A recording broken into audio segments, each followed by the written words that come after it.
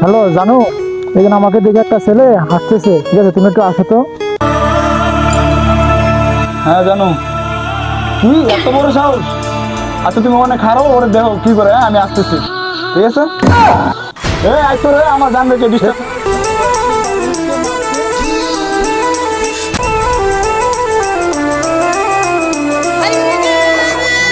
আমি চিৎকার করে কাঁদিতে চাহিয়া করিতে পারিনি চিৎকার, বুকের ব্যথা বুকে চাপাই নিজেকে দিয়ে।